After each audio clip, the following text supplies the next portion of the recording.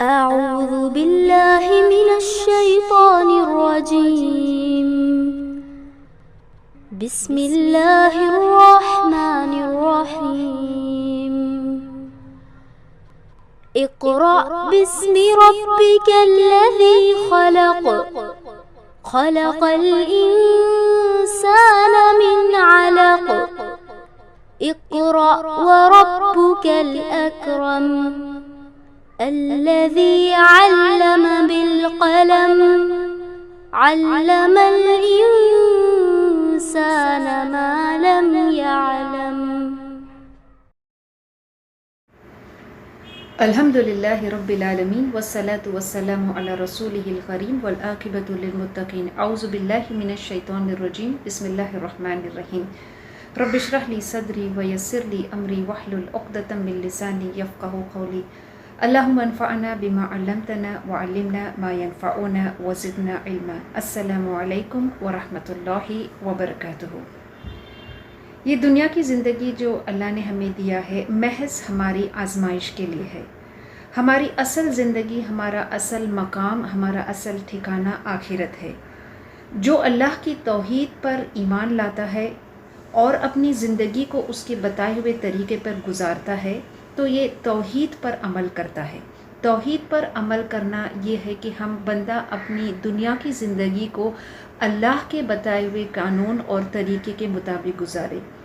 اور جو قرآن بار بار ہمیں یہ آیتوں کے ذریعے سے بتاتا ہے کہ اللہ کی توحید کیا ہے اور اس توحید پر کیسے عمل کیا جائے. ہم رکوع نمبر 4 پر ہے سورہ انعام کے، جس کا موضوع ہے توحید، جو سب سے بہترین موضوع ہے. The best subject matter is توحید. ہم شروع کرتے ہیں آیت نمبر 31 سے. اعوذ باللہ من الشیطان الرجیم. بسم اللہ الرحمن الرحیم. قد خسر الذين كذبوا بلقاء الله حتى إذا جاءتهم الساعة بغتة قالوا يا حسرتنا على ما فرطنا فيها وهم يحملون أوزارهم على ظهورهم ألا ساء ما يزرون. قد خسر الذين، تحقیق کے گھاٹے میں ہے، خسارے میں ہے، الذین کذبوا، جن لوگوں نے جھٹلایا ہے. کس چیز کو جھٹلایا ہے؟ بلقاء اللہ، اللہ کے ملنے کو، اللہ سے ملنے کو جن لوگوں نے جھٹلایا ہے. حتی، یہاں تک کہ اذا جاءتہم، جب آ پہنچتی ہے، الساعۃ بغتۃ، یہاں تک کہ جب آ پہنچتی ہے ان پر وہ گھڑی. کس کی گھڑی؟ قیامت کی گھڑی. اور کیسے آتی ہے؟ بغتتاً، اچانک سے آتی ہے. قالو، وہ کہنے لگے، یا حسرتنا، ہائے ہم پر افسوس ہے، علی ما فرطنا، اس پر کہ جو ہم نے کیا ہے، فیہا، اس میں، کہ اس دنیا کی زندگی میں جو کچھ ہم نے کیا ہے اس پہ وہ افسوس کرتے ہیں. وہم یحملون، اور وہ اٹھائے ہوئے ہے، اوزارہم، اپنے بوجھ، علی ظہورہم، اپنی پیٹھ پر. الا ساء ما یزرون، کیا ہی برا ہے کہ جو وہ بوجھ اپنی پیٹھوں پر اٹھاتے ہیں. اس آیت میں اللہ فرماتا ہے کہ بہت بڑے خسارے میں، بہت بڑے نقصان میں وہ لوگ ہیں کہ جو قیامت کا انکار کرتے ہیں، اللہ سے ملاقات کا، اللہ سے ملنے کا، کہ قیامت قائم ہوگی اور ان کو اپنے عمل کا حساب دینا ہوگا. تو جو لوگ اس کا انکار کرتے ہیں وہ بڑی نقصان میں اس دن ہوں گے. جو لوگ اس سے غفلت میں ہے، آخرت سے غفلت میں ہے، جو آخرت کو سنجیدگی سے نہیں لیتے ہیں، وہ خسارے میں ہے، نقصان میں ہے. اور نقصان ان کو صرف آخرت میں نہیں ہوگا بلکہ نقصان ان کو اس دنیا میں بھی ہوگا، کیونکہ جو وقت انہوں نے اس دنیا میں گزارا ہے، بے مقصد زندگی جو انہوں نے گزارا ہے. جس شخص کو آخرت پر یقین نہیں ہوتا ہے، جو دنیا کی زندگی میں آخرت کی تیاری نہیں کرتا ہے، وہ دنیا میں چاہے کتنے بڑے سے بڑے کام کر لے، اس کی زندگی بے مقصد ہوتی ہے. تو جو بے مقصد زندگی گزارتا ہے، آخرت کی تیاری نہیں کرتا ہے، وہ اس دن بہت بڑے خسارے میں ہوگا. جو لوگ اس دن کے آنے کا، اور یہ دن جو ہے، یہ گھڑی جو ہے، یہ کیسے آئے گی؟ اچانک سے یہ گھڑی آئے گی. تو جو those people who are ignorant about the coming of this hour, ان کے لیے بہت بڑا نقصان ہوگا، ان کے لیے بہت بڑا افسوس ہوگا کہ انہوں نے اپنی پوری زندگی کو ضائع کر دیا ہے۔ اور ایسا نہیں ہے کہ ان کو دنیا کی زندگی میں خبردار نہیں کیا گیا تھا، بار بار ان کو یہ بتایا گیا تھا، ان کی زندگی کا، ان کی دنیا میں بھیجنے کا مقصد ان کو بتایا گیا تھا، آخرت میں کیا انجام ہوگا ان کو وہ بھی جتایا گیا تھا، لیکن انہوں نے اس بات کو کیا ہے سنجیدگی سے نہیں لیا، انہوں نے اس بات کو جھٹلایا، رسولوں کی اس بات کو جھٹلایا۔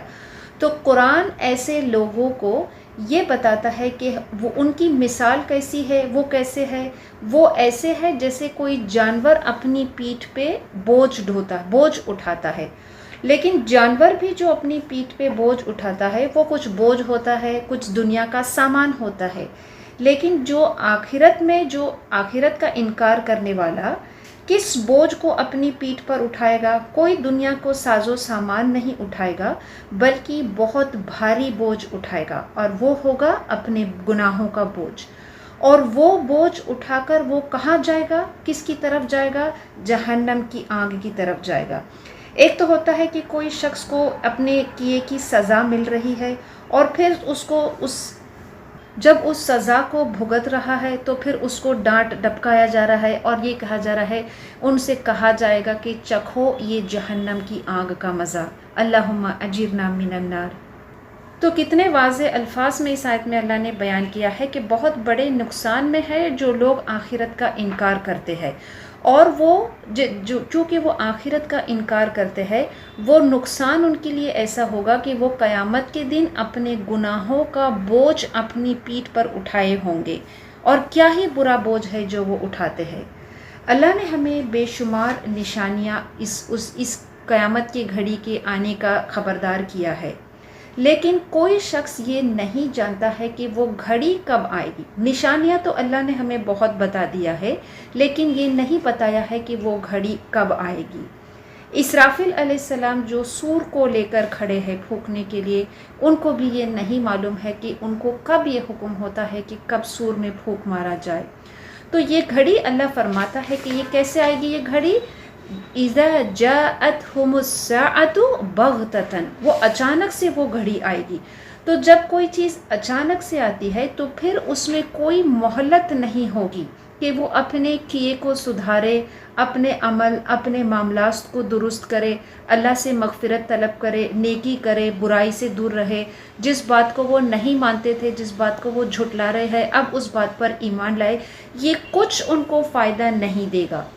جو شخص کوئی برائی کیا ہے، کوئی برا عمل کیا ہے، چاہے وہ کوئی چوری کیا ہے، جھوٹ بولا ہے، کسی کا قتل کیا ہے، اور سب سے بدترین جو ظلم اور جو گناہ جو شخص نے شرک کیا ہے، اور اگر کوئی برائی کرتے ہوئے، گناہ کرتے ہوئے اس حالت میں اس کو موت آتی ہے کہ اس نے اس گناہ کی توبہ بغیر اس کو موت آئی ہے، تو ایسا شخص اپنے اس گناہ کے بوجھ کو اپنے پیٹھ پر اٹھائے گا۔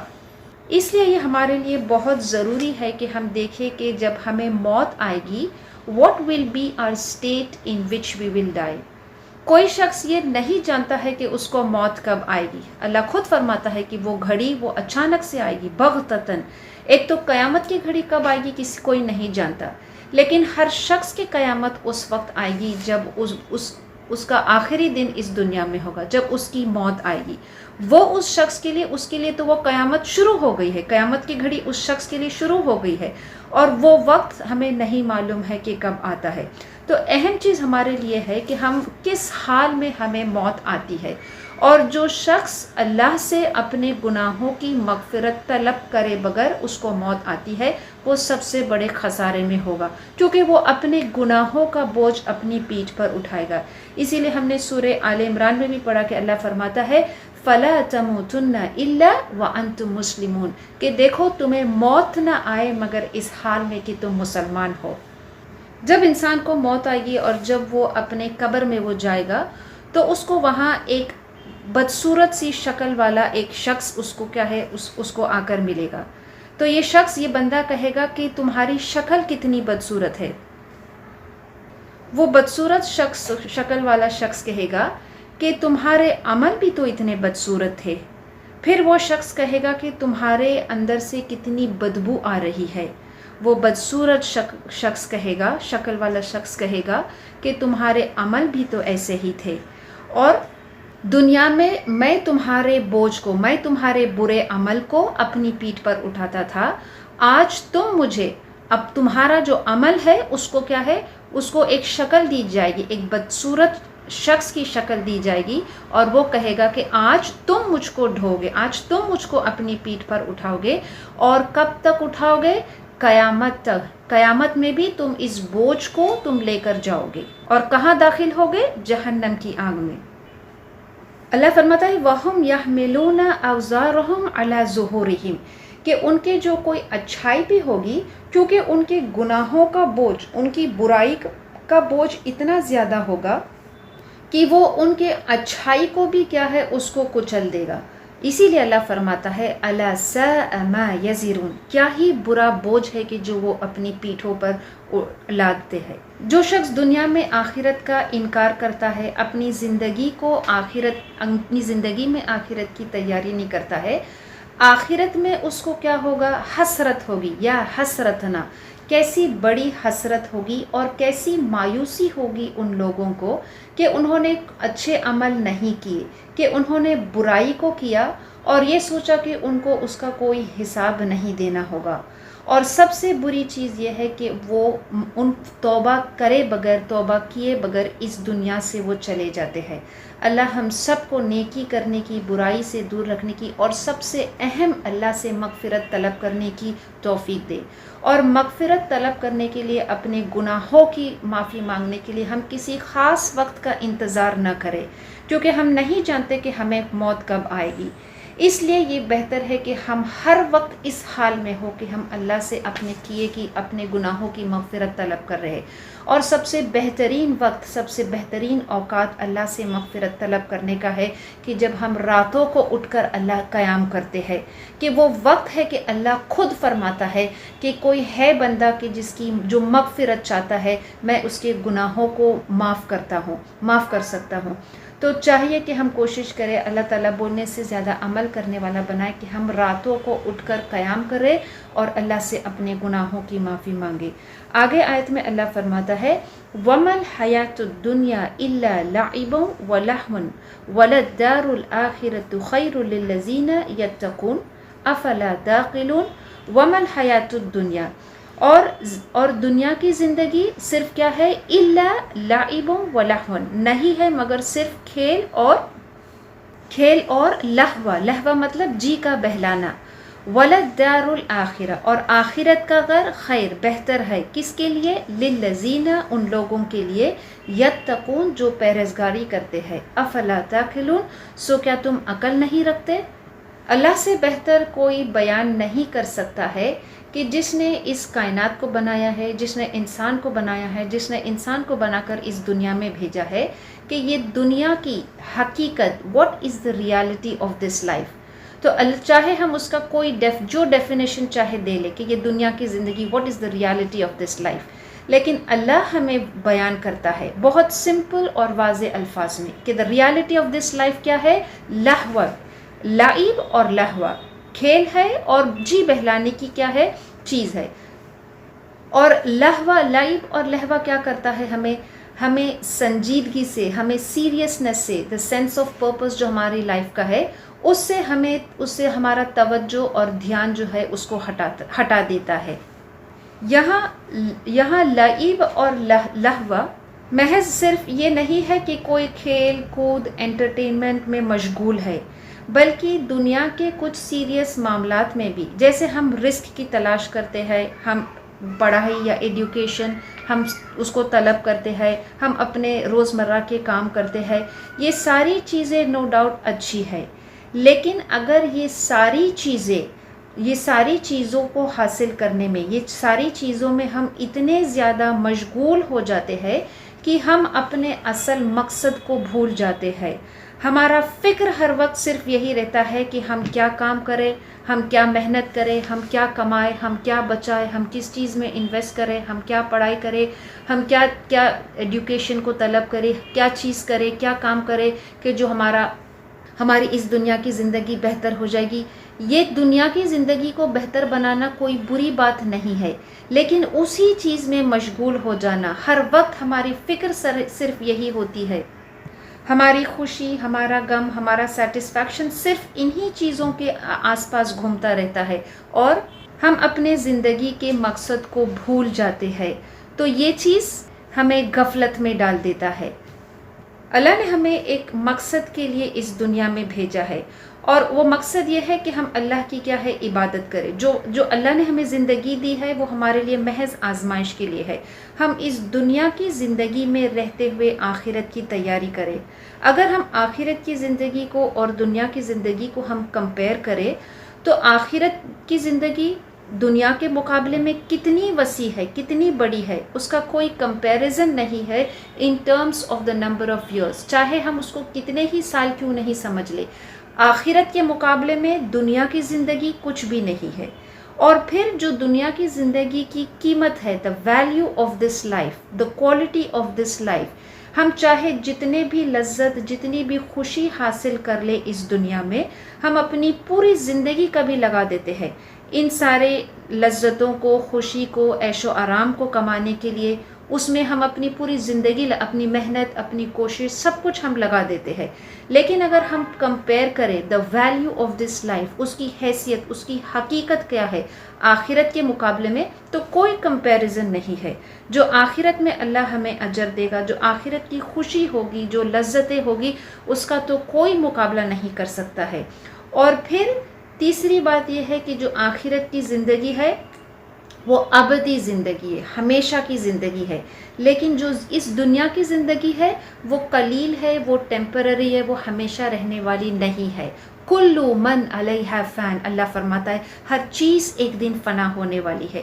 تو پھر کیا یہ عقل مندی ہے، کیا یہ سمجھداری ہے کہ کوئی شخص جو چیز ہمیشہ قائم رہنے والی نہیں ہے، ختم ہونے والی ہے، اس کی لذتیں بھی ختم ہونے والی ہے، تو کیا ہم اپنی، اور یہ جو زندگی ہمیں اللہ نے دی ہے بہت تھوڑے سے لمیٹڈ نمبر آف ایئرس جو ہم جیتے ہیں، کیا یہ عقل مندی ہے کہ ہم اس کو اس دنیا کی زندگی کو حاصل کرنے میں پورا کھپا دیں، اور آخرت جو کہ ابدی ہے، ہمیشہ قائم، ہمیشہ رہنے والی ہے، اس کے لیے ہم کوئی محنت نہیں کریں، اس کو ہم سیریسلی نہیں لیں؟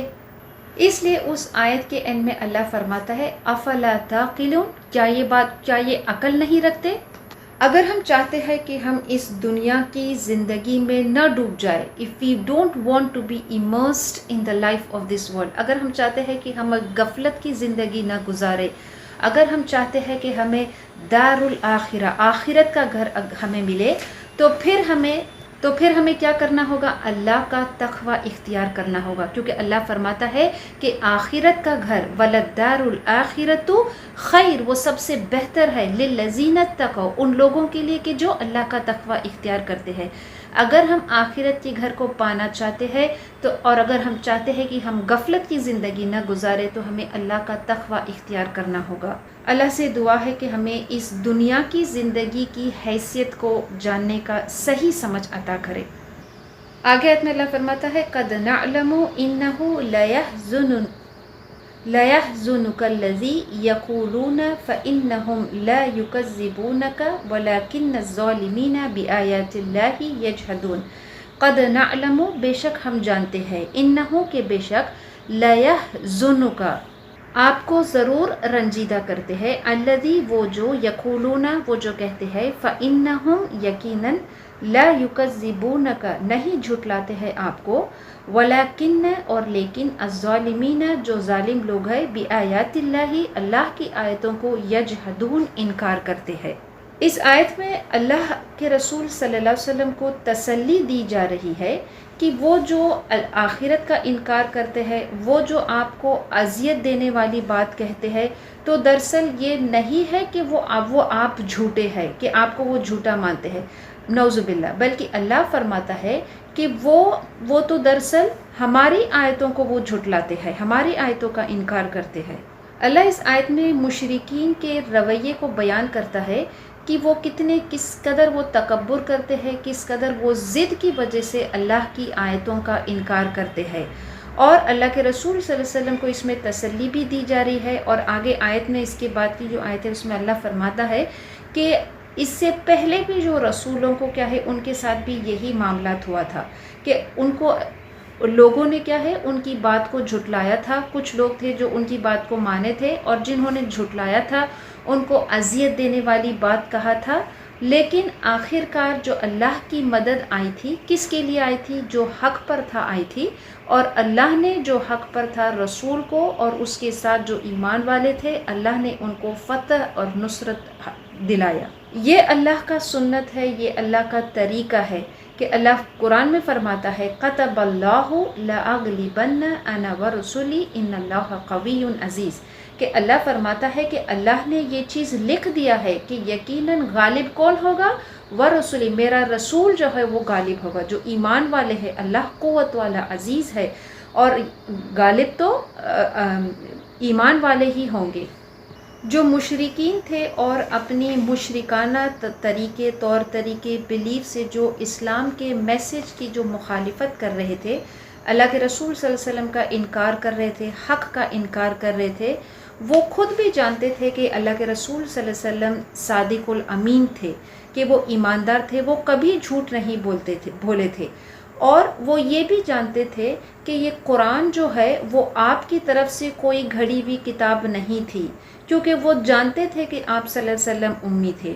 تو ان کا اس کتاب کو، اس حق کو اور اس رسول کو نہ ماننے کا، ریجیکٹ کرنے کا کوئی اور مقصد نہیں تھا، بلکہ یہ کہ ان کو اپنے مقام، اپنے پوزیشن، اپنی چودراہٹ کا خطرہ تھا کہ اگر وہ ایمان لے آتے تو یہ ساری چیزیں ان سے چھین لی جاتی. سیرت میں ہم دیکھتے ہیں کہ ایک واقعہ، بہت مشہور واقعہ ہے، کہ ایک دفعہ اللہ کے رسول صلی اللہ علیہ وسلم کعبہ کے پاس بیٹھے تھے، اور جو مشرکین تھے ان کے سردار بھی وہاں موجود تھے، اور ان میں عتبہ بھی موجود تھا. تو اس وقت اس نے یہ سجیسٹ کیا، یہ مشورہ دیا کہ کیوں نہیں ہم آپ صلی اللہ علیہ وسلم کے پاس جاتے ہیں اور ان کو کچھ آفر دیتے ہیں، ان کو کچھ پیش کرتے ہیں.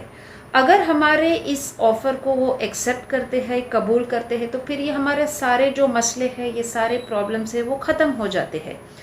وہ آپ صلی اللہ علیہ وسلم کے پاس عتبہ جاتا ہے اور آپ صلی اللہ علیہ وسلم سے کہتا ہے کہ اے میرے بھانجے، تم جانتے ہو کہ تمہارا جو مقام ہے، تمہاری جو عزت ہے اس زمین پر، اس مکہ میں، تمہاری پیدائش جو ہے وہ ایک اچھے گھرانے میں ہے، لیکن تمہارے اس دعوے کے بعد، تمہارے اس میسج، اس پیغام کو جو تم اب لائے ہو، ان کا اس کا مطلب تھا کہ یہ اسلام کی دعوت جب سے آپ صلی اللہ علیہ وسلم کو نبوت ملی تھی، کہ اس وقت سے تم نے ہمارے معاشرے میں بہت سی تبدیلیاں لا لی ہے.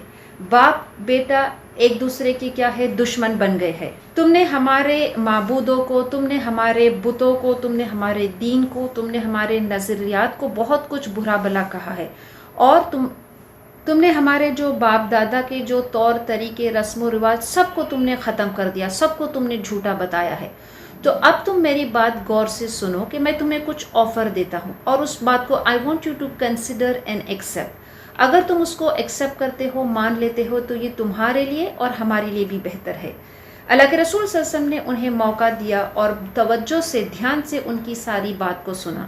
تو عتبہ نے کہا کہ اگر تم نے یہ سارا کچھ جو شروع کیا ہے، یہ ایک اللہ کی طرف، ایک خدا کی، ایک رب کی طرف جو تم نے لوگوں کو دعوت دینا شروع کیا ہے، اگر تم یہ سب اس لیے کر رہے ہو کہ تم بہت مال کمانا چاہتے ہو، تو ہم تمہیں جو کچھ مال تم چاہتے ہو، ہم تمہیں اس مکہ میں سب سے مالدار شخص بنا دیتے ہیں.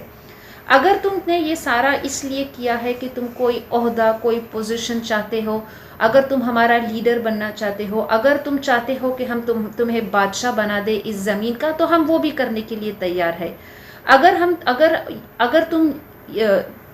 اگر تمہیں کسی جن نے پکڑا ہے، تو ہم اس کے لیے بھی، اس کیور کے لیے، اس علاج کے لیے، ہم سب کچھ علاج کرنے کے لیے تیار ہے. بس یہ ہے کہ اس مشن کو، یہ کام جو ہے، اس کام کو آپ چھوڑ دیں. اس وقت اللہ کے رسول صلی اللہ علیہ وسلم نے سورہ فصلت کی شروع کی کچھ آیتیں عتبہ پر پڑھ کر سنایا، اور پھر اللہ کے رسول صلی اللہ علیہ وسلم سجدے میں گر گئے. عتبہ ان مشرکین کے جو گروپ وہاں بیٹھا تھا کعبہ کے پاس، وہ ان کے پاس جاتا ہے اور وہ کہتا ہے، جب وہ اس کو اپنے پاس آتے ہوئے دیکھتے ہیں تو وہ کہتے ہیں کہ اس کی شکل، عتبہ کی شکل ویسی نہیں ہے جیسی یہاں سے جانے کے وقت تھی۔ اور پھر عتبہ ان سے کہتا ہے، ان لوگوں سے، مشرکین سے کہتا ہے کہ میں نے کچھ ایسی باتیں سنی ہے اللہ کے رسول صلی اللہ علیہ وسلم سے کہ جو میں نے پہلے کبھی نہیں سنی تھی، نہ وہ کوئی شاعری ہے، نہ وہ کوئی جادوگری ہے، نہ وہ کوئی باطل یا جھوٹ بات ہے۔ میرا سجیشن، میری ایڈوائس، میرا یہ کہنا ہے کہ تم اس کو اپنے حال پہ چھوڑ دو، اور اگر جو باتیں میں نے ان سے سنا ہوں وہ بہت بڑی تبدیلی لانے والا ہے اس زمین پر، اور اگر یہ سارے عرب مل کے ان کو ہٹانے کی کوشش کرے، ان کو قتل کرنے کی کوشش کرے، تو تم اس کام سے بچ جاؤ گے۔ اور اگر کوئی جنگ ہوتی ہے، اگر اس میں عربوں کی طرف سے ان کو کوئی مار دیتا ہے، قتل کر دیتا ہے، تو پھر یہ الزام ان پر آتا ہے۔ لیکن اگر وہ جیت جاتے ہیں تو پھر عربوں کے لیے، ہمارے لیے بھی اس میں بہت بہت عزت اور شان و شوکت ہمیں ملے گی۔ جب یہ باتیں عتبہ نے کہا تو مشرکین جو وہاں بیٹھے تھے انہوں نے کہا کہ ضرور عتبہ کو انہوں نے کیا کیا ہے، ان پر جادو کر دیا ہے۔ اس وقت عتبہ نے کہا کہ مجھے جو کہنا تھا وہ میں نے کہہ دیا، باقی تمہاری مرضی کہ تم جو چاہو وہ کرو۔ تو اس آیت میں اللہ کا یہ کہنا ہے کہ جو مشرکین ہیں وہ اللہ کے رسول صلی اللہ علیہ وسلم کو وہ جھوٹا ثابت نہیں کر سکتے تھے، وہ جانتے تھے کہ وہ تو صادق اور امین ہے۔ دراصل وہ تو اللہ کی آیتوں کا انکار کر رہے تھے، اور انکار بھی کیسے کر رہے تھے؟ ساری نشانیوں کو جاننے کے باوجود، حق کو جاننے کے باوجود وہ اس کا انکار کر رہے تھے۔ آگے آپ صلی اللہ علیہ وسلم کو اور تسلی دی جا رہی ہے، وَلَقَدْ كُذِّبَتْ رُسُلٌ مِّن قَبْلِكَ فَصَبَرُوا عَلَىٰ مَا كُذِّبُوا وَأُوذُوا حَتَّىٰ أَتَاهُمْ نَصْرُنَا وَلَا مُبَدِّلَ لِكَلِمَاتِ اللَّهِ وَلَقَدْ جَاءَكَ مِن نَبَإِ الْمُرْسَلِينَ۔ البتہ جھٹلائے گئے رسول من قبل کا، آپ سے پہلے بھی، یہ آیت میں بھی اللہ کے رسول صلی اللہ علیہ وسلم کو تسلی دی جا رہی ہے کہ آپ سے پہلے بھی رسولوں کو کیا ہے، جھٹلایا گیا تھا۔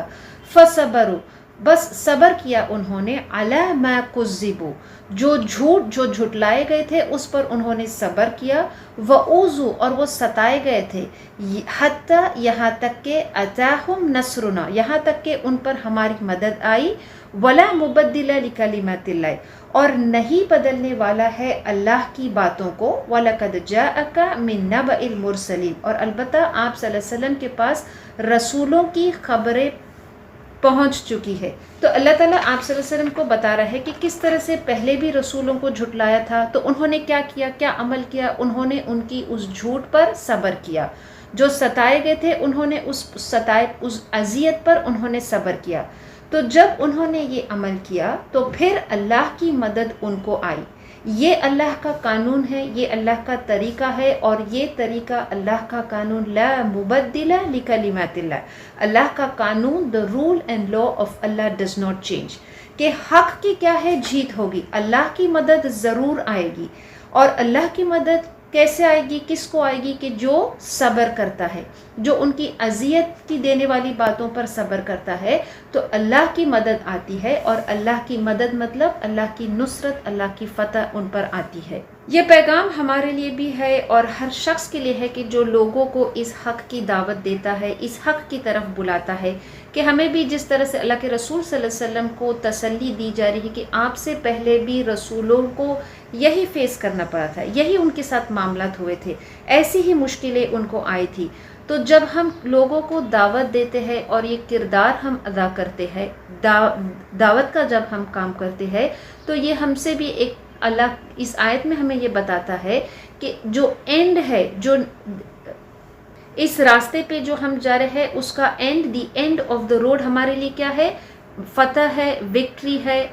لیکن وہ فتح کب آئے گی، کہ جب ہم صبر کرتے ہیں، کیونکہ یہ میسج جو ہے، جو اللہ کے رسول صلی اللہ علیہ وسلم اور اس کے پہلے جو رسولوں نے پیغام بھیجا، میسج از دا سیم، اس میں کوئی تبدیلی نہیں ہے۔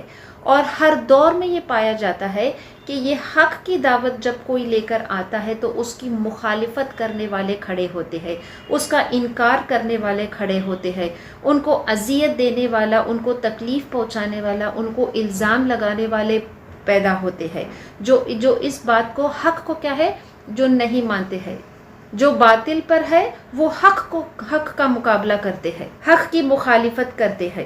لیکن جو نتیجہ، دی الٹیمیٹ آؤٹ کم کیا ہوگا کہ جس کو جو صبر کرنے والا ہے اس کو فتح ملتا ہے۔ بے صبری جتانے والا یا جلد بازی کرنے والا کہ اپنے انجام کو وہ خود اپنی حیاتی میں دیکھنا چاہتا ہے، جلد سے جلد کہ ہم کوئی نیکی کرتے ہیں تو ہم اس کا صلہ چاہتے ہیں، ہم حق کی دعوت لوگوں کو پہنچاتے ہیں اور ہم یہ توقع رکھتے ہیں کہ بس وہ ہماری بات کہنے کی دیری ہوتی ہے اور ان کو ایمان لے آنا چاہیے۔ تو یہ جو اینڈ ریزلٹ ہے، یہ نتیجہ جو ہے کہ کوئی ہماری حق کی بات کو جلد سے جلد قبول کر لے، ہم ایسی جلد بازی نہیں کر سکتے ہیں۔ اللہ ایسے جلد بازی کرنے والوں کو پسند نہیں کرتا ہے۔ اللہ کامیابی دے گا، یہ اصول اللہ فرماتا ہے کہ لا مبدل لکلمات اللہ، اللہ کی یہ بات، اللہ کا یہ قانون نہیں بدلتا ہے کہ اللہ یقیناً فتح دیتا ہے، لیکن وہ فتح کس وقت دے گا، کیسے طریقے سے دے گا، the time and manner of the victory Allah decides. اور ہمارے لیے نہیں ہے کہ ہم اس میں کوئی جلد بازی کرے، کیونکہ اللہ اپنے قانون کو نہیں بدلتا ہے، اور نہ یہ سوچے کہ ہماری جو محنت ہے، ہماری جو کوشش ہے، ہم لوگوں کو جو حق کی طرف دعوت دے رہے ہیں، ہم چاہتے ہیں کہ اگر کوئی شخص دین پر نہیں ہے، ہم اس کو اپنی کچھ چند ایڈوائزز، چند باتیں سنا کر ہم چاہتے ہیں، ہم سب یہ توقع رکھتے ہیں کہ بس وہ ایمان پکا مسلمان بن جانا چاہیے۔ یہ ہماری محنت، یہ ہماری کوشش نہیں ہے کہ کوئی شخص ہدایت پا سکتا ہے، چاہے ہم اس کی کتنی ہی دلی تمنا رکھیں، as hard as we desire that people should get guidance, کہ لوگ ہدایت پالے، ہم نہیں کر سکتے ہیں۔ ہدایت دینے والا اللہ ہی ہے، ہم صرف محنت کر سکتے ہیں، ہم کوشش کر سکتے ہیں، ہم دعا کر سکتے ہیں۔ اور ہمیں کب تک محنت، کوشش اور دعا کرنی چاہیے؟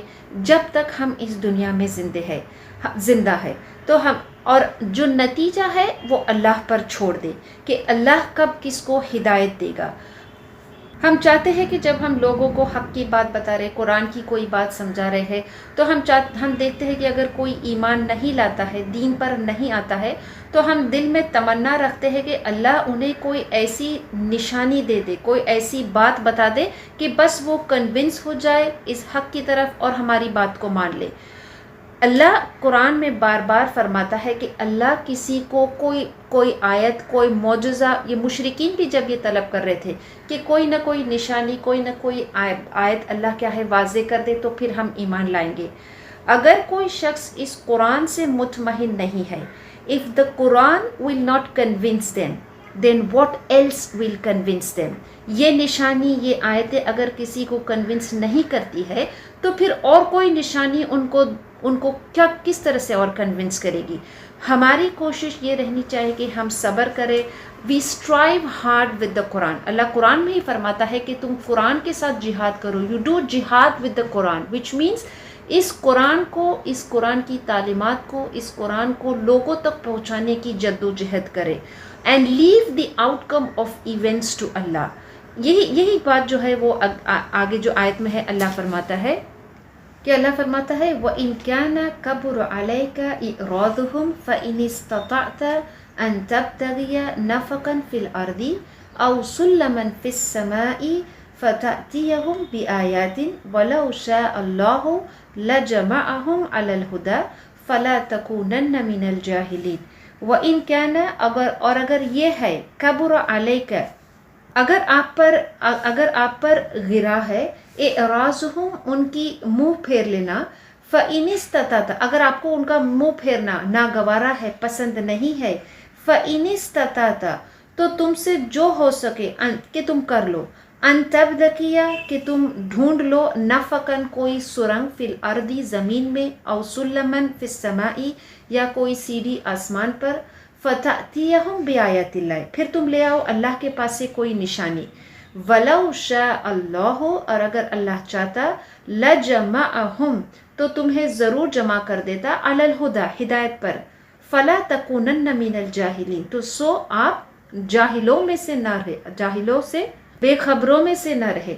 اس آیت میں اللہ تعالیٰ، جیسے اللہ کے رسول صلی اللہ علیہ وسلم بہت بےتاب تھے، بہت بے چین تھے کہ جو مشرکین تھے وہ جلد سے جلد وہ ایمان لے آئے، تو اللہ اس آیت میں آپ صلی اللہ علیہ وسلم کو یہ بتاتا ہے، اور آپ صلی اللہ علیہ وسلم کے ذریعے سے ہمیں یہ بتاتا ہے کہ اگر آپ کو ان کا انکار کرنا، اس حق کی دعوت کو قبول نہ کرنا، اس کا انکار کرنا آپ کو، کیونکہ وہ چاہتے تھے، وہ جانتے تھے، آپ صلی اللہ علیہ وسلم نے تو جنت اور دوزخ اپنی آنکھوں سے دیکھا تھا، وہ لوگوں کو جہنم کی آگ سے بچانے میں اتنے اتاولے تھے کہ کسی بھی طرح سے لوگوں کو اس جہنم کی آگ سے بچانا چاہتے تھے، تو وہ چاہتے تھے کہ بس کسی بھی طرح لوگ کیا ہے اس حق کی بات کو پر ایمان لے آئے، جو اس کا انکار کرتا ہے وہ انکار نہ کرے اور آپ کی بات مان لے۔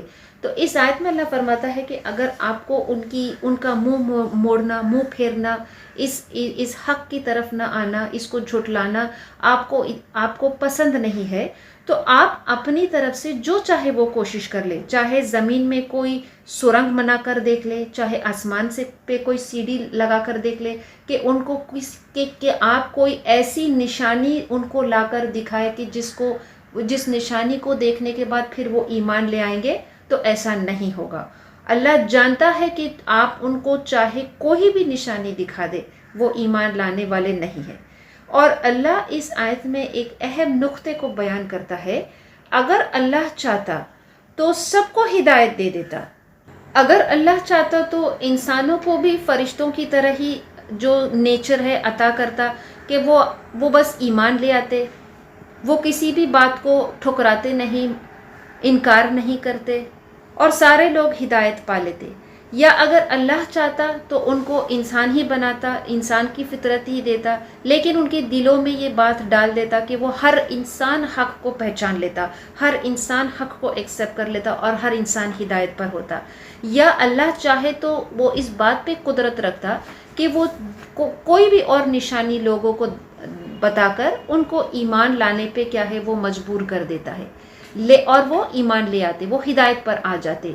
لیکن یہ اللہ کا قانون نہیں ہے، یہ اللہ کی حکمت ہے کہ اس نے انسان جیسی ایک مخلوق کو پیدا کیا، ایک مقصد کے لیے پیدا کیا، اور تمام مخلوق میں سے فرشتے، انسان اور جو بھی مخلوق اللہ نے بنائی ہے، جن، ان میں اللہ نے یہ اختیار، دا پاور آف چوائس صرف انسان اور جن کو دیا ہے، اور یہ جو اختیار اللہ نے دیا ہے، اس اختیار سے وہ چاہے ہدایت جو رسولوں کی بات ہے یا تو اس کو مان لے یا اس کو نہ مانے، they can either choose to obey or choose to disobey۔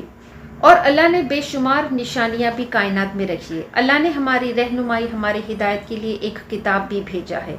تو جو اللہ نے انسان کو جو اختیار دیا ہے، اور جو مرضی اللہ نے دیے ہے، اور اللہ نے اس دونوں اختیار کو to obey and to disobey, اس کا نتیجہ بھی اللہ نے بیان کر دیا ہے کہ جو حق کو مانتا ہے، رسول کی بات کو مانتا ہے، کتاب پر کی تعلیمات کو مانتا ہے، اس کا نتیجہ کیا ہوگا، اور جو اس کو نہیں مانے گا اس کا اینڈ ریزلٹ، اس کا نتیجہ کیا ہوگا۔ یہ ساری باتیں اللہ نے ہمیں واضح کر دی ہے۔ تو اللہ یہ اللہ کی یہ حکمت ہے کہ اس نے انسان کو پیدا کرا ایک مقصد کے لیے اور اس دنیا میں بھیجا ہے۔ تو اللہ اس آیت میں فرماتا ہے کہ آپ صلی اللہ علیہ وسلم سے فرماتا ہے کہ آپ فلا تکونن من الجاہلین، تو آپ کیا ہے بے خبروں میں سے نہیں ہونا، کہ آپ اگر چاہتے ہیں کہ ہر شخص ہدایت پالے، کوئی ایسا معجزہ بتا کر، کوئی ایسی نشانی ان کو دکھا کر کہ وہ کنونس ہو جائے اور اس حق کو مان لے، تو ایسا نہیں ہوگا۔ نشانی اللہ نے بے شمار رکھا ہے، لیکن وہ نشانیوں کو دیکھ کر ہر ایک ایمان نہیں لاتا ہے۔ اس حق کو کون ایکسیپٹ کرتا ہے؟ آگے آیت میں اللہ فرماتا ہے انما یستجیب الذین یسمعون والموت بعثهم اللہ ثم الیہ یرجعون۔ اس قرآن کو، اس آیت کو، اس اللہ کے اس کلام کو وہ مانتا ہے، انما یستجیب الذین یسمعون، صرف وہ لوگ مانتے ہیں جو سنتے ہیں۔ کس کو سنتے ہیں؟ اس کلام کو سنتے ہیں۔ الموت بعثهم اللہ، اور مردے انہیں اور مردوں کو اللہ اٹھائے گا، ثم الیہ یرجعون، پھر اسی کی طرف تم لوٹ کر جاؤ گے۔ کیا کہا اس آیت میں؟ اللہ نے کہا کہ کون ایمان لائے گا؟ آپ چاہتے ہیں کہ حق کی طرف آئے، وہ ایمان لے آئے، تو اللہ اس آیت میں فرماتا ہے کہ وہ حق کی طرف، وہ ایمان لائے گا، وہ حق کی طرف آئے گا جو اس کلام کو کیا ہے سنے گا۔ لیکن کیسا سننا ہے؟ سن کر اس کو سمجھے گا اور اس پر عمل کرے گا۔ تو اگر جو لوگ اس قرآن کو سنتے ہیں لیکن وہ سننا ان کو فائدہ نہیں دیتا ہے، وہ الفاظ جو کلام ہے وہ ان کے دل تک نہیں پہنچتے ہیں، دل میں نہیں اترتے ہیں، وہ اس پر عمل نہیں کرتے ہیں، تو پھر وہ سننا ان کے لیے فائدہ نہیں دیتا ہے۔ جس کے دل میں قرآن نہیں ہے وہ تو اس شخص کو تو مردہ کہا گیا ہے۔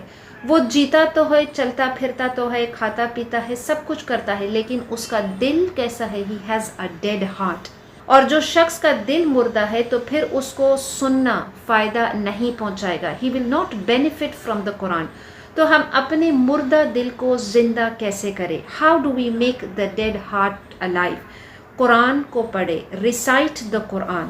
جب ہم Quran, it's like a cycle, جب ہم قرآن کو ریسائٹ کریں گے، قرآن کو پڑھیں گے، تو پھر ہمارا دل زندہ ہو جائے گا۔ مردہ دل کو زندہ کرنے کا واحد طریقہ ہے کہ ہم قرآن کو ریسائٹ کریں، ہم قرآن کو بیان کریں، ہم قرآن کو سنیں اور اس کو سمجھیں۔ سورہ یاسین میں بھی اللہ فرماتا ہے لِيُنذِرَ مَنْ كَانَ حَيًّا وَيَحِقَّ الْقَوْلُ عَلَى الْكَافِرِينَ۔ تو یہ وارننگ، یہ خبردار کرنا، یہ کس کو فائدہ پہنچاتا ہے؟ مردوں کو نہیں ہے، مَنْ كَانَ حَيًّا، کہ جو زندہ ہے، وَيَحِقَّ الْقَوْلُ عَلَى الْكَافِرِينَ، جو مردہ ہے، جن کے دل مردہ ہے، وہ اللہ کے اس کلام کو رسپونڈ نہیں کرتے ہیں۔ they will not respond to the Quran۔ اور ایسا نہیں ہے کہ that they lack any evidence to see، جو سارے ثبوت، ساری نشانی، ساری ایویڈنس ان کے اندر ہی موجود ہے۔ اللہ نے ہر انسان کی فطرت میں حق کو پہچاننے کی صلاحیت رکھی ہے، تو ان کے اندر اگر جو چیز کی کمی ہے وہ فطرت کو جگانا ہے۔ یہ پروفز، یہ میریکلز، یہ نشانیاں، یہ آیات جو ہے ان کو فائدہ نہیں دے گا، وہ ہدایت کو نہیں پائیں گے اگر ان کی فطرت کیا ہے؟ جاگی بھی نہیں ہے۔ اگر ان کی فطرت سوئی ہوئی ہے تو فطرت کو جگانا ہوگا۔ کس کے ذریعے سے؟ اس قرآن کے ذریعے سے۔ اور پھر جو معاملہ ہے وہ اللہ کی ہے کہ اللہ انہیں چاہے تو زندہ کر دے، اللہ چاہے انہیں ان کے دل کو دوبارہ سے زندہ کر دے، یا پھر ان کو ویسے ہی چھوڑ دے، یا پھر ان کو مردہ دل ہی رکھے۔ آخر میں سب کو اللہ ہی کی طرف، ثم الیہ یرجعون، تم سب کو اللہ ہی کی طرف لوٹ کر جانا ہے۔ اللہ سے دعا ہے کہ وہ ہمارے دلوں کو، ہمارے سینوں کو اس قرآن کے لیے کھول دے، کہ ہم اس قرآن کو نہ صرف سنیں، نہ صرف اس کو پڑھیں، بلکہ اس کو سمجھ کر پڑھیں، and we respond to the call of Allah. آگے آیت میں اللہ فرماتا ہے وَقَالُوا لَوْلَا نُزِّلَ عَلَيْهِ آيَاتٌ مِّن رَّبِّهِ قُلْ إِنَّ اللَّهَ قَادِرٌ عَلَىٰ أَن يُنَزِّلَ آيَةً وَلَٰكِنَّ أَكْثَرَهُمْ لَا يَعْلَمُونَ۔ وَقَالُوا، اور وہ کہتے ہیں، لولا نزل علیہ، کیوں نہیں اتاری گئی علیہ اس پر، آیات کوئی نشانی، من ربہ اس کے رب کی طرف سے۔ قل، آپ کہہ دیجئے، ان اللہ، بے شک اللہ، قادر ہے، علی ان ینزل، اللہ قادر ہے کہ اس پر وہ اتارے، آیات کوئی نشانی، ولیکن، لیکن، اکثرہم، اکثر لوگ، ان میں سے اکثر لوگ، لا یعلمون، وہ نہیں جانتے ہیں۔ نشانیاں تو اللہ نے بے شمار ہمارے اطراف رکھا ہے، لیکن وہ سمجھتے نہیں ہے۔ وہ چاہتے ہیں کہ اللہ انہیں کوئی ایسی پرٹیکولر سائن دے، کوئی ایسا خاص نشانی، کوئی ایسی خاص معجزہ بھیج دے، تب وہ ایمان لائیں گے۔ نشانیاں تو ہر وقت تمہارے اطراف میں موجود ہے۔ سب سے بڑی نشانی تو یہ ہے کہ اللہ نے یہ قرآن کو بھیجا ہے، اور یہ ان کا ایک معجزے کو طلب کرنا، ایک پرٹیکولر نشانی یا آیات کو طلب کرنا، یہ حقیقت میں وہ اپنے اس مطالبے میں کوئی سچ نہیں ہے۔ they are not truthful in asking for the signs، کیونکہ اگر اللہ ان کو کوئی نشانی، کوئی معجزہ بھیج بھی دیتا تو پھر بھی وہ کیا ہے، اس کو انکار کرتے، پھر بھی ان کا رویہ ہی ایسا ہے کہ وہ اس کو نہیں مانتے، وہ حق کی مخالفت کرتے۔ جیسے ہم اس سورے کے بالکل شروع میں پڑھے تھے کہ وہ اللہ کے رسول صلی اللہ علیہ وسلم سے کہتے ہیں کہ کیوں نہیں کوئی فرشتہ اتر کے آتا ہے ان کے ساتھ، آپ کے ساتھ، تو اللہ فرماتا ہے کہ اگر فرشتے اتر کے آتے تو معاملہ تو ختم ہو جاتا، the matter is finished, the test is over. یا پھر وہ کہتے ہیں کہ کیوں نہیں کوئی ایسی نشانی اللہ بھیج دیتا کہ ہم اس نشانی کو دیکھ کر پھر ایمان لے آئے. اللہ یہ قدرت رکھتا ہے، اللہ اس بات پہ قادر ہے کہ وہ چاہے جو نشانی مانگے اللہ انہیں دے سکتا ہے، عطا کر سکتا ہے. لیکن اللہ فرماتا ہے وہ جانتا ہے کہ وہ ہر نشانی کو دیکھ کر، کسی بھی نشانی کو دیکھ کر ایمان لانے والے نہیں ہے، اور اس کی وجہ یہ ہے کہ ان کا دل جو ہے وہ کفر پر مطمئن ہو گیا ہے. their hearts are on disbelief, their hearts have settled on disbelief. اور یہ جو مطالبہ کرتے ہیں، یہ جو ڈیمانڈ کرتے ہیں کہ کوئی نشانی آ جائے تو پھر وہ ایمان لے آئیں گے، تو اللہ ان کی اس ڈیمانڈ کو رسپونڈ نہیں کرتا ہے. اور اللہ فرماتا ہے آیت میں وَلَكِنَّ أَكْثَرَهُمْ لَا يَعْلَمُونَ، کہ اکثر ان میں سے کیا ہے نہیں جانتے ہیں. کیا نہیں جانتے ہیں؟ کہ یہ اللہ جو ان کو رسپونڈ نہیں کرتا ہے جب وہ کوئی نشانی کو طلب کرتے ہیں کہ جس نشانی کو دیکھ کر وہ ایمان لے آئے، اللہ ان کے اس ڈیمانڈ کو ایکسیپٹ نہیں کرتا ہے.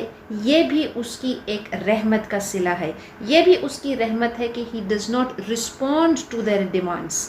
کیونکہ پچھلی قوموں کے ساتھ جو واقعات گزرے ہیں اس میں اللہ ہمیں قرآن میں بار بار ان کے انجام کو بتاتا ہے کہ جب انہوں نے کوئی نشانی کو طلب کی تھی، کوئی معجزہ مانگا تھا، اور پھر اس معجزے کو آنے کے بعد پھر وہ ایمان نہیں لاتے تھے، تو پھر اللہ نے ان کو، اس قوم کو نسیہ منسیہ، اس قوم کو ہلاک کر دیا. تو اگر اللہ ان کی بات کو بھی، ان کے ڈیمانڈز کو بھی اگر اللہ پورا کرتا نشانی بھیج کر، اللہ جانتا تھا کہ وہ ایمان نہیں لے آتے. اور یہ اللہ کی سنت ہے، یہ اللہ کا طریقہ ہے کہ نشانی آنے کے بعد، معجزے طلب کرنے کے بعد، معجزے کو اپنی آنکھوں سے دیکھنے کے بعد اگر کوئی قوم ایمان نہیں لاتی تو اس قوم کو اللہ ہلاک کر دیتا. تو اللہ جانتا تھا کہ کوئی معجزے بھیجنے کے بعد یہ ایمان نہیں لے آنے والے تھے، تو پھر لہٰذا اللہ ان کو ختم کرنا ہی ان کو اللہ کا یہ قانون کے مطابق they had to be finished. لیکن اللہ نے ان کی اس ڈیمانڈ کو فلفل نہیں کیا، رسپونڈ نہیں کیا. یہ اللہ کی رحمت تھی that he did not finish them, he did not destroy them completely. اور اللہ نے ان کو کیا ہے مہلت دی. He gave them a chance کہ وہ اللہ پر ایمان لائے، وہ توبہ کرے، اور وہ جس بات سے، جس حق سے وہ انکار کرتے تھے، ممکن ہے کہ ان کی اولاد، ان کی ذریہ، ان کے آنے والے جو نسل ہے پھر وہ ایمان لے آئے اس بات پر. یہ اللہ کی بڑی حکمت تھی کہ اس نے اس قوم کو پورا ختم نہیں کر دیا. اللہ نے ان کو قیامت تک یہ مہلت دی ہے. ہر دور میں ہم دیکھیں گے کہ کچھ ایسے لوگ اسلام کی اور حق کی مخالفت کرنے والے پیدا ہوں گے، لیکن اللہ ان کو پورا کا پورا، اس قوم کو، اس امت کو ختم نہیں کر دے گا. اللہ ان کو قیامت تک مہلت دے گا کہ شاید ان کے جو اولاد ہے ان میں سے وہ ایمان لائے. آگے آیت میں ہم دیکھتے ہیں کہ اللہ کی طاقت اور قوت کس طرح سے اللہ بیان کرتا ہے. وَمَا مِن دَابَّةٍ فِي الْأَرْضِ وَلَا طَائِرٍ يَطِيرُ بِجَنَاحَيْهِ إِلَّا أُمَمٌ أَمْثَالُكُمْ مَا فَرَّطْنَا فِي الْكِتَابِ مِنْ شَيْءٍ ثُمَّ إِلَى رَبِّهِمْ يُحْشَرُونَ. وما من دابتن، اور نہیں ہے کوئی دابہ، نہیں ہے کوئی چلنے والا، فی الارض زمین میں، ولا طائرن اور نہ پرندہ اڑنے والا، یتیرو بجناحیہ کہ وہ اپنی دو پروں سے، الا اممن مگر یہ کہ ان کی جماعت ہے، ان کی امت ہے، امثالکم تمہاری طرح. ما فرطنا فی الکتاب نہیں چھوڑ دی گئی ہے کتاب میں سے، من شیئن کوئی چیز، کوئی بات، ثم الی ربہم یحشرون پھر تم اپنے رب کے پاس جمع کیے جاؤ گے. تو اس آیت میں اللہ فرماتا ہے کہ اس دنیا میں چاہے کوئی مخلوق ہو، چاہے وہ زمین پر چلنے والی ہو، آسمان میں اڑنے والی ہو، زمین پر رینگنے والی ہو، پانی میں تیرنے والی ہو، چاہے جو بھی مخلوق ہے، اللہ فرماتا ہے اس آیت کے ذریعے سے کہ اس دنیا میں صرف انسان ہی نہیں بستا ہے. Human beings are not the only ones to inhabit the earth. دوسرے مخلوق بھی اس دنیا میں ہے، اور اللہ فرماتا ہے کہ وہ ایسی مخلوق ہے کہ تمہاری ہی طرح اممن امثالکم، تمہاری طرح امت، مطلب تمہاری ہی طرح کمیونٹیز ہے ان کی. دی اینٹس ہیو دیئر اون کمیونٹیز. اور ہر اسپیشیز کا جو جانور ہے اللہ اس آیت میں فرماتا ہے کہ ان کی بھی ایک زندگی ہے. دے لیو اے لائف. اور کیسی لائف ان کی ہے؟ They have a regulated life. یہ ساری چیزیں بیان کرتا ہے کہ جو یہ ساری چیزیں ہے زمین میں اڑنے والی، رینگنے والی، چرنے والی، تیرنے والی، ہر مخلوق جو ہے وہ اللہ کی نشانیاں ہے. تم معجزہ طلب کرتے ہو، تم نشانی چاہتے ہو، تم ان مخلوق کی طرف جو اللہ نے بنایا ہے ان کی طرف تم غور کرو. ان سے بھی بڑھ کر اور کوئی معجزہ ہے، ان سے بھی بڑھ کر اور کوئی نشانی تم طلب کرتے ہو کہ ان کا رزق جو ہے، یہ ساری مخلوق جو اللہ نے بنایا، نہ جانے ہم کتنے لاکھوں کروڑوں اللہ نے جو مچھلیاں بنائی ہیں، پرندے بنایا ہے، جانور بنایا ہے، ہر مخلوق جو ہے اس کا رزق کون پہنچاتا ہے، ان کا ٹھکانہ جو ہے وہ کہاں رہتے ہیں، کس گھر میں رہتے ہیں، وہ کس حال میں وہ مرتے ہیں، ان کی تعداد کتنی ہے، ان کا ہر موومنٹ جو ہے، ہر چیز اللہ فرماتا ہے. کیا فرماتا ہے؟ ما فرطنا فی الکتاب. اللہ نے کوئی چیز کو، کوئی بات کو اس کتاب میں نہیں چھوڑی ہے. Which means everything is recorded in the book. اور وہ معجزے طلب کرتے ہیں، نشانی مانتے ہیں. تو یہ نشانی کیا کم نشانی ہے کہ کس طرح سے اللہ اس پوری کائنات کا اور اس میں جو مخلوق ہے اس کا نظام کس طرح سے چلاتا ہے. اور یہ ساری جو مخلوق جو اللہ نے بنایا ہے، every single creature obese his plans. وہ اللہ کے بنائے ہوئے طریقے، اللہ کے نظام کو فالو کرتے ہیں.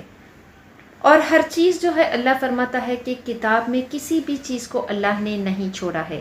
اللہ نے سب سے پہلے جس چیز کو بنایا تھا وہ ہے قلم. اللہ نے اس کو حکم دیا کہ لکھو. قلم نے پوچھا کہ رائٹ ورڈ، کیا لکھوں؟ اللہ نے اس کو حکم دیا کہ ہر چیز جو ہونے والی ہے آخری دن تک، ٹل the last, till the end, ہر چیز، the action of every single thing جو اس کائنات میں ہے، ہر ایک کا جو عمل ہے، ہر ایک کا جو ایکشن ہے اس کو لکھا گیا تھا. اللہ کے رسول صلی اللہ علیہ وسلم نے ایک دفعہ حضرت ابو ذر رضی اللہ عنہ سے کہا، جب انہوں نے 2 جانور کو، 2 بکریوں کو جھگڑا کرتے ہوئے دیکھا کہ کیا تم جانتے ہو ان کے عمل کو، ان کی ایکشن کو کہ یہ کیوں جھگڑا کر رہے ہیں؟ انہوں نے کہا کہ نہیں جانتا ہوں. اللہ کے رسول صلی اللہ علیہ وسلم نے کہا کہ اللہ جانتا ہے اور اللہ ان کے بیچ میں فیصلہ کرے گا. He will judge between them. کب فیصلہ کرے گا؟ اس قیامت کے دن ان کو جمع کرے گا. اور قیامت کا جو دن ہے وہ کس لیے اللہ جمع کرے گا لوگوں کو؟ ہر چیز جو اللہ نے، جو جانور پیدا کیے، جو مخلوق پیدا کیے، He will gather every single creature. And اس کا مقصد کیا ہے کہ to establish the justice of Allah. Allah فرماتا ہے کہ وہ دن کسی پر ذرا بر بھی ظلم نہیں ہوگا.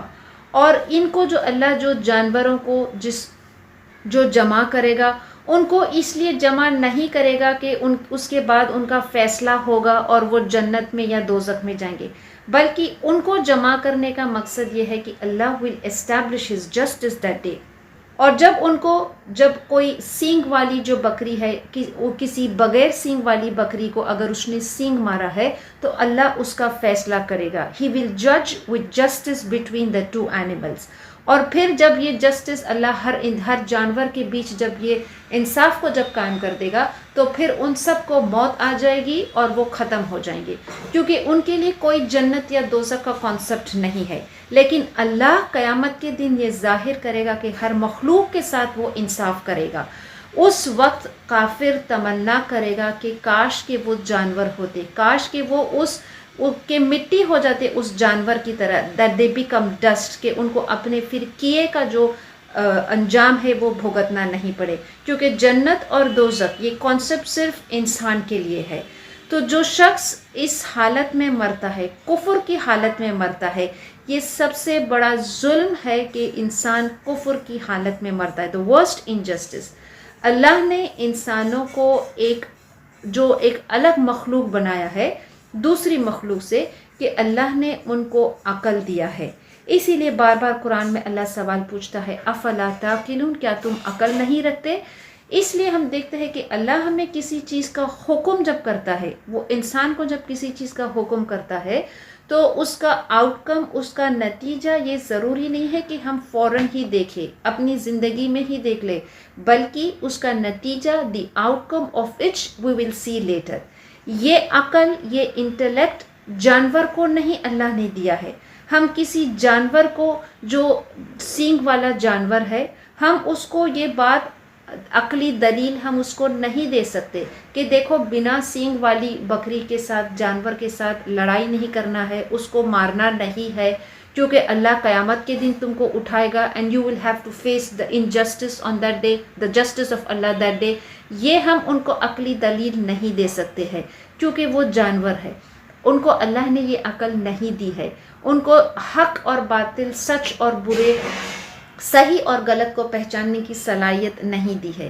انسان کو اللہ نے عقل دیا ہے اور اس کو صحیح اور غلط کو پہچاننے کی صلاحیت بھی دی ہے۔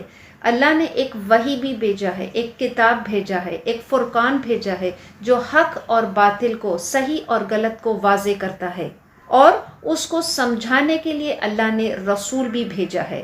اللہ ان کو بار بار یہ دعوت دیتا ہے کہ وہ حق کو پہچانے، اللہ ان کے انجام کو بھی ان کو دکھا دیتا ہے، اور اس کے باوجود اگر کوئی حق کو انکار کرتا ہے، اس کو نہیں مانتا ہے، اس کے بعد وہ معجزے طلب کرتے ہیں، تو پھر اللہ فرماتا ہے کہ یہ سارے نظام کو اللہ نے جو اس آیت میں بیان کیا ہے، یہ سارے کائنات کے جو نظام کو اللہ چلاتا ہے، یہ نشانی کو اگر دیکھ کر کوئی نہیں مانتا ہے، حق کی طرف نہیں آتا ہے، جو کہ اتنی بڑی نشانی ہے، اتنا بڑا معجزے سے بڑھ کر ہے، تو پھر ان کو کوئی نشانی دے کر پھر وہ اور کیسے مانیں گے، حق کی طرف وہ کیسے آئیں گے۔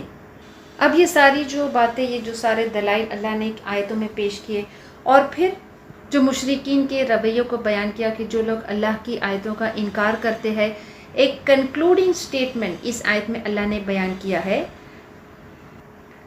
وَالَّذِينَ كَذَّبُوا بِآيَاتِنَا صُمٌّ بُكْمٌ فِي ظُلُمَاتٍ مَن يَشَاءُ اللَّهُ يُضْلِلْهُ وَمَن يَشَاءُ يَجْعَلْهُ عَلَى صِرَاطٍ مُسْتَقِيمٍ۔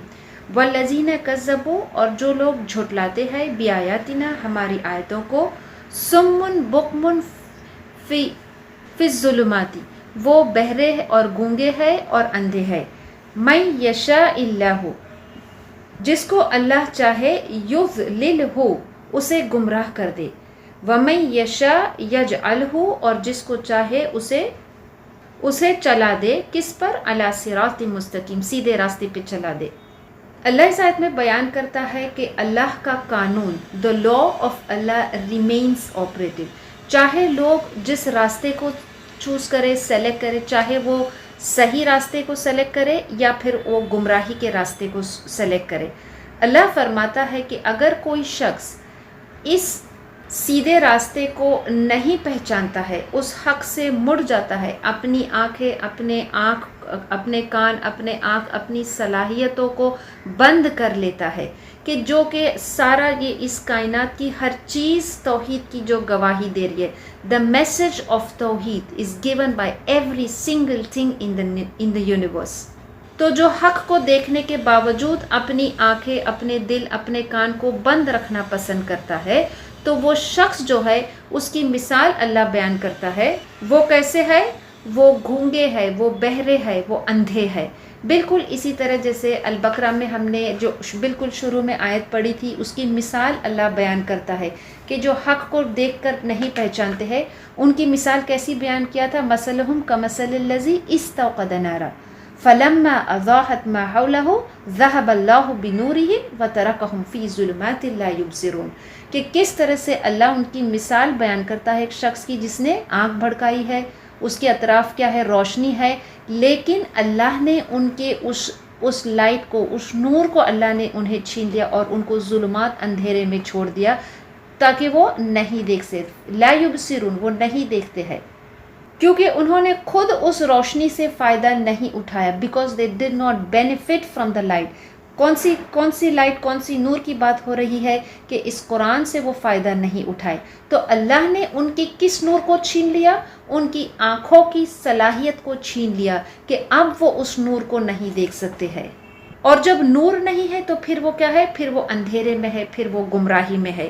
ایک اور مثال سورہ نور میں اللہ بیان کرتا ہے ان کی، جو اللہ کی آیتوں کا انکار کرتے ہیں، اس قرآن کو نہیں مانتے ہیں، حق کو نہیں مانتے ہیں۔ اللہ سورہ نور میں ان کی مثال کو بیان کرتا ہے، او کا ظلمات فی بحر، کہ ان کی مثال کیسی ہے؟ بحر جو سمندر ہے اس میں کیا ہے؟ ظلمات ہے، اس میں اندھیرا ہے۔ لجن یغشاہ موج من فوقہ، کہ اس کے اوپر کیا ہے؟ اس موج پر موج ہے، ویوز اپون ویوز۔ ایک تو جو سمندر کی جو گہرائی ہے اس کا اندھیرا ہے، اس کے اوپر کیا ہے؟ موج پہ موج، ویوز اپون ویوز۔ من فوقہ سحاب، اور اس کے اوپر کیا ہے؟ اس کے اوپر بادل ہے۔ تو کتنے لیئرز آف ڈارکنس ہے؟ ظلمات بعضهم فوق بعض، ایک کے اوپر ایک گمراہی کے لیئرز ہے، layers and depths of darkness one about the other. اذا اخرج یدہ لم یقد یراہا، کہ اگر کوئی اپنے ہاتھ کو بھی دیکھنا چاہے، جیسے ہم کہتے ہیں کہ گھور اندھیرا ہے، کچھ نہیں دکھائی دیتا ہے، کہ وہ کوئی شخص کو اپنا جو ہاتھ ہے وہ بھی دکھائی نہیں دیتا ہے۔ وَمَن لَمْ يَجْعَلِ اللَّهُ لَهُ نُورًا وَمَن لَمْ يَجْعَلِ اللَّهُ لَهُ نُورًا فَمَا لَهُ مِن نُور، کہ جس کے لیے اللہ نہیں چاہے گا کہ اس کو کوئی نور، اس کو کوئی روشنی ملے، فما لہو من نور، اس کے لیے کوئی نور، کوئی لائٹ، کوئی روشنی نہیں ہے۔ اس دنیا میں اور آخرت میں the only source of light کیا ہے؟ اللہ ہے۔ اور اللہ نے دنیا میں ہمارے لیے جو سورس آف لائٹ بھیجا ہے وہ کیا ہے؟ یہ قرآن ہے۔ تو جو اپنے آپ کو اس قرآن سے کاٹ دیتا ہے، اس قرآن سے غفلت میں رہتا ہے، تو پھر اس کے لیے کیا ہوگا؟ جب when there is no light, the absence of light، پھر اس کو کیا ہوگا؟ اس کی زندگی کیسی ہوگی؟ اس کی زندگی گمراہی والی زندگی ہوگی، وہ اندھیروں میں کیا ہے؟ بھٹکتے رہے گا۔ جس طرح سے اللہ نے البقرہ میں کہا فَهُمْ لَا يُبْصِرُونَ، کہ وہ نہیں دیکھتے ہیں۔ جو اصل نور، the real light is what to see the truth and that is the straight path۔ اور ہم اللہ سے دعا کرتے ہیں کہ اللہ ہمیں وہ نور، وہ روشنی، وہ قرآن کی وہ نور عطا کرے کہ جو ہمیں حق کو دکھائے اور ہمیں اس صراط المستقیم پر رکھے اور ہمیں اس راستے پہ چلنے کی استقامت دے۔ آگے آیت میں اللہ فرماتا ہے قُلْ أَرَأَيْتَكُمْ إِنْ أَتَاكُمْ عَذَابُ اللَّهِ أَوْ أَتَتْكُمُ السَّاعَةُ أَغَيْرَ اللَّهِ تَدْعُونَ إِن كُنتُمْ صَادِقِينَ۔ قُلْ، آپ کہہ دیجئے، أَرَأَيْتَكُمْ، بھلا دیکھو، ان اتاکم عذاب اللہ، اگر تم پر عذاب آئے اللہ کا، او اتتکم الساعۃ، یا آ جائے تم پر قیامت، اغیر اللہ تدعون، کیا تم اللہ کے سوائے پکارو گے کسی اور کو؟ ان کنتم صادقین، اگر تم سچے ہو۔ بل ایاہ تدعون، بلکہ اس کو تم تدعون پکارتے ہو، فیکشف، پھر وہ کھول دیتا ہے، ما تدعون، جو تم پکارتے ہو، الیہ، اس کے لیے، انشاء اگر وہ چاہے، تنسون، تو تم بھول جاتے ہو، وما تشرکون، اور تم وتنسون ما تشرکون، اور تم بھول جاتے ہو جس کو تم شریک کرتے ہو۔ اس آیت میں اللہ یہ بیان کرتا ہے کہ تم سوچو کہ اگر تم اللہ کے سامنے ہوگے، اگر تم اللہ کا مقابلہ کرو گے، کب؟ کس دن؟ کہ جس دن وہ گھڑی آئے گی، تو پھر تمہارے جو باطل معبود، جو تم جس کو اللہ کے ساتھ شریک کرتے ہو، کیا وہ تم کو کوئی جواب دیں گے؟ کیا وہ تم کو رسپونڈ کریں گے؟ کیا تم کو اللہ کی طاقت، اس کی قوت، اس کے عذاب سے بچائیں گے؟ جب مشرکین جو ہے، جو کافر جو ہے، وہ اللہ کی طاقت، اس کی قوت کا جب مقابلہ کرے گا، تو وہ اس وقت اس کے جھوٹے معبود، اس کے جھوٹے عقائد، جو کچھ بھی وہ سوچتا تھا کہ یہ اس کو یہ طاقتور ہے اور یہ اس کو عذاب سے بچائے گا، تو پھر ایک زبردست ایک اللہ سوال ان سے کرتا ہے کہ اس دن جو ہے، جو ہر چیز کا مالک یوم الدین ہے، ہر چیز کا جو مالک ہے، جو انسانوں کو اٹھا کر ان کو ان کے عمل کا سزا اور جزا دینے والا ہے، تو کیا اس وقت جب ان کو اٹھایا جائے گا، کیا اس وقت جب وہ عذاب کو دیکھیں گے، حقیقت کو دیکھیں گے، حق کو دیکھیں گے، اللہ کی طاقت اور قوت کو دیکھیں گے، تو کیا پھر وہ اپنے جھوٹے معبودوں کو، کیا ان چیزوں کو بلا سکیں گے، پکار سکیں گے مدد کے لیے؟ دی ایسنس آف توحید یہ ہے کہ Allah is the one and only one to be called for help. Allah کے سوا ہم کسی اور سے مدد طلب نہیں کر سکتے ہیں، خاص کر کس کے لیے؟ عذاب سے بچانے کے لیے. قیامت کی، جہنم کی عذاب سے کون ہمیں بچا سکتا ہے؟ کوئی ہے جو اللہ کے سوا بچا سکتا ہے؟ تو اگر صرف اللہ ہی ہے جو ہمیں اس عذاب سے بچا سکتا ہے اور ہم اس وقت صرف اسی کو پکار سکتے ہیں کہ وہ ہمیں عذاب سے بچائے، تو وائی ناٹ کال ہم ایٹ آل ادر ٹائمس، کہ ہم دنیا میں بھی ہر وقت صرف اسی کو کیوں نہیں پکارے؟ جو مشرکین تھے وہ دنیا میں بھی جب کوئی بہت مشکل آ جاتی تھی تو وہ صرف ایک اللہ کو پکارتے تھے. کہ اللہ بھی اس آیت میں، آخری آیت میں اللہ فرماتا ہے کہ جب تم کوئی بہت مشکل میں پڑ جاتے ہو تو کون ہے جو تمہاری مشکل کو دور کرتا ہے؟ کون ہے جو تمہیں مدد پہنچاتا ہے؟ کون ہے جو تمہیں اس مشکل حالات سے نکالتا ہے؟ کیونکہ تم اللہ کو، اپنے رب کو اس وقت پکارتے ہو کہ جب تم بہت مشکل میں پڑ جاتے ہو. اور کیونکہ یہ چیز ان کی فطرت میں ہے، ان کی ایک نیچرل فیلنگ ہے. وہ اپنے، جب انسان مجبوری میں ہوتا ہے، جب اس کو حق واضح دکھائی دیتا ہے کہ اب اس کے پاس اور کوئی راستہ نہیں ہے بچنے کا، تو پھر اس کی فطرت اس ایک واحد رب کو پکارتی ہے، اللہ کو پکارتی ہے، کہ جو جانتی ہے کہ اللہ کے سوائے کوئی اس کو بچا نہیں سکتا ہے. کہا جاتا ہے کہ جو شخص جو اللہ کو پر ایمان نہیں رکھتا، ایون این ایتھسٹ جو ہے، وہ بھی اٹ از سیڈ کہ جب وہ بھی کسی کشتی پر سوار ہوتا ہے اور وہ دیکھتا ہے کہ وہ کشتی ڈوبنے والی ہے، اللہ پہ بھروسہ، اللہ پہ ایمان نہیں رکھتا. An atheist doesn't believe in God. لیکن جب وہ ایک ایسی کشتی میں سوار ہوتا ہے، جب دیکھتا ہے کہ اب اس کو کوئی چارہ نہیں ہے، بچنے کا کوئی راستہ نہیں ہے، تو even he calls Allah for help. An atheist is not an atheist on a sinking ship. Even he cries to Allah for help. تو فطرت جانتی ہے کہ مشکل کے وقت، اور سب سے بڑا مشکل وقت انسان کے لیے کب ہوگا؟ کہ جب وہ اس عذاب کو اپنے آنکھوں کے سامنے دیکھے گا، اور اس وقت تمنا کرے گا، طلب کرے گا کہ اس کو اس عذاب سے جو حقیقی رب ہے اس کو بچائے، اس وقت اس رب کو پکارے گا. تو اللہ اس آیت میں فرماتا ہے کہ isn't it better کہ تم ہر وقت اللہ کو ہی پکارو؟ جو مشرکین رویہ ہے باطل پر ہے، جھوٹ پر ہے، جو مشرکین رواج کو فالو کرتے ہیں، عقیدے کو جو فالو کرتے ہیں، ان کا جو بیسس ہے وہ جھوٹ اور باطل پر بیسڈ ہے، اس پر قائم ہے.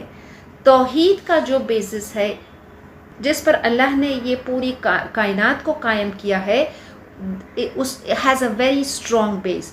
تو جب انسان، when human nature، جب وہ دیکھتا ہے کہ جب مشکل آ گئی ہے تو اس کے جو جھوٹے عقائد ہے، فالس کانسیپٹس ہے، وہ خود بخود وہ اس سے کیا ہوتے ہیں؟ وہ گر جاتے ہیں. تو جب جھوٹے عقائد اس سے گر جاتے ہیں، ہٹ جاتے ہیں، then the truth comes to the surface. تو پھر جو حق ہے وہ کیا ہے؟ وہ حق غالب ہو جاتا ہے، حق اوپر آ جاتا ہے، اور پھر انسان جو ہے اس کی ہی sees the falsity of his beliefs. وہ اپنے جو اس کا جو عقائد ہے، جو باطل طریقہ ہے، نظام ہے، پھر اس کو اس کی حقیقت سمجھ میں آتی ہے، اور پھر وہ اپنے رب کو پکارتا ہے کہ اس انجام سے صرف وہی اس کو بچا سکتا ہے. تو اس آیت میں اللہ فرماتا ہے کہ اگر اللہ چاہے تو اللہ he can remove the fear from them. لیکن اگر اللہ نہ چاہے تو پھر وہ اس کو اس مشکل سے نہیں نکال سکتا ہے. یہ صرف اللہ کی حکمت، یہ اس کی علم، اور یہ اس کا ارادہ، یہ اس کی مرضی ہے کہ کیا وہ انسان کو اس مشکل سے نکالتا ہے یا نہیں نکالتا ہے. تو ہم بار بار قرآن میں پڑھتے ہیں، یہ سورہ کا جو موضوع توحید ہے is very simple and easy. توحید بہت آسان ہے، سمجھنے کے لیے بھی بہت آسان ہے، اور عمل کرنے کے لیے بھی آسان ہے.